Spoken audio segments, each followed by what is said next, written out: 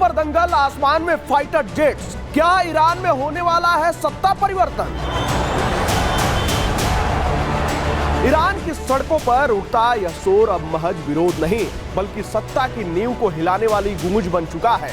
जिस देश में दशकों से डर और दमन की राजनीति हावी रही, वहां अब लगातार तीसरे हफ्ते जनता का सब्र टूटता दिख रहा है।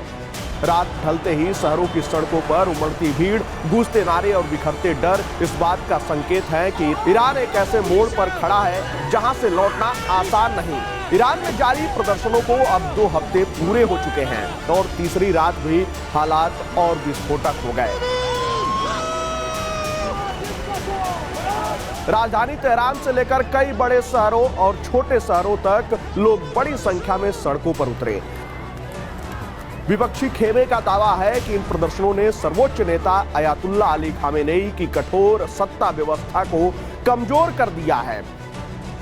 सबसे अहम बात यह बताई जा रही है कि अब सिर्फ जनता ही नहीं बल्कि सुरक्षा तंत्र के भीतर भी दरारें दिखने लगी हैं। कुछ रिपोर्टों में कहा गया है कि कई सुरक्षा कर्मियों ने प्रदर्शनकारियों पर कार्रवाई के आदेश मानने से इनकार किया है, जबकि कुछ ने अपनी ड्यूटी छोड़ दी है। यही वजह है कि शासन समर्थकों की संख्या घटती और विरोध की ताकत बढ़ती दिखाई दे रही है।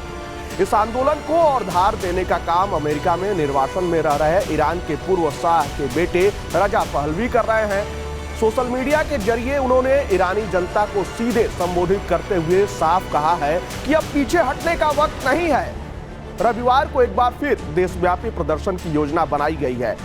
विपक्षी नेतृत्व ने लोगों से अपील की है कि वे शाम 6 बजे शहरों की मुख्य सड़कों पर अपने परिवार और मित्रों के साथ समूहों में निकलें, एक दूसरे से अलग न हो और जोखिम भरे इलाकों से बचें। रजा पहलवी का संदेश स्पष्ट है, शांतिपूर्ण, संगठित और लगातार मौजूदगी के जरिए सरकार पर इतना दबाव बनाया जाए कि उसे झुकने पर मजबूर होना पड़े। ईरान के बाहर बसे लोगों की सक्रियता भी इस आंदोलन को नया नैतिक बल दे रही है। दुनिया के कई देशों और शहरों में ईरानी प्रवासियों द्वारा समर्थन प्रदर्शन किए जा रहे हैं, जिनकी तस्वीरें और वीडियो सोशल मीडिया पर तेजी से फैल रहे हैं।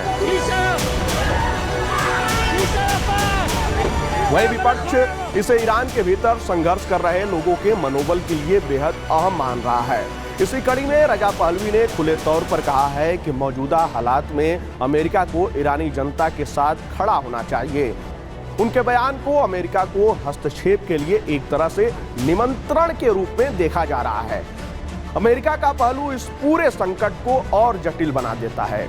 अमेरिकी राष्ट्रपति डोनाल्ड ट्रंप ने बयान जारी कर कहा है कि अमेरिका ईरान को स्वतंत्रता की राह पर आगे बढ़ने में मदद के लिए तैयार है।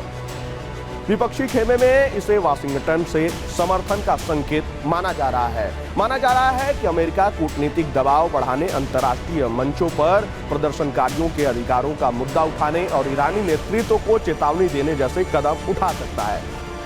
हालांकि इस बीच सैन्य विकल्पों को लेकर भी अटकलें तेज हो गई हैं। कुछ अमेरिकी मीडिया रिपोर्टों में दावा किया गया है कि ईरान के खिलाफ संभावित सैन्य कार्रवाई के शुरुआती खाकों पर चर्चा हुई है, जिनमें ईरानी सैन्य ठिकानों पर हवाई हमले जैसे विकल्प शामिल बताए गए हैं। वही अमेरिकी अधिकारी इसे सामान्य रणनीतिक योजना निर्माण बता रहे हैं और उनका कहना है कि न तो कोई अंतिम फैसला हुआ है और न ही सैन्य संसाधनों की तैनाती की गई है। इसके बावजूद जिस तरह से अतीत में अमेरिका और ईरान के बीच टकराव देखने को मिला है, उससे इन आशंकाओं को पूरी तरह नजरअंदाज भी नहीं किया जा सकता। वहीं ट्रंप की सख्त चेतावनी के बाद तेहरान पर दबाव और बढ़ गया है। कुल मिलाकर ईरान इस वक्त एक निर्णायक दौर से गुजर रहा है। सड़कों पर उतरती जनता, रविवार को प्रस्तावित बड़े प्रदर्शन, विपक्ष का अंतर्राष्ट्रीय समर्थन जुटाने का प्रयास और अमेरिका की तीखी बयानबाजी, ये सभी मिलाकर हालात को एक ऐसे मोड़ पर ले आए हैं जहां हर कदम का असर दूरगामी हो सकता है। अब सबकी नजर इस बात पर टिकी है कि ईरानी नेतृत्व इस आंदोलन से कैसे निपटता है, विपक्ष अपनी एकता को कितनी मजबूती से बनाए रखता है और अमेरिका अपनी बातों को शब्दों से आगे कितनी दूर ले जाता है। ईरान की आने वाली तस्वीर शायद इन्हीं सवालों के जवाब में छिपी हुई है।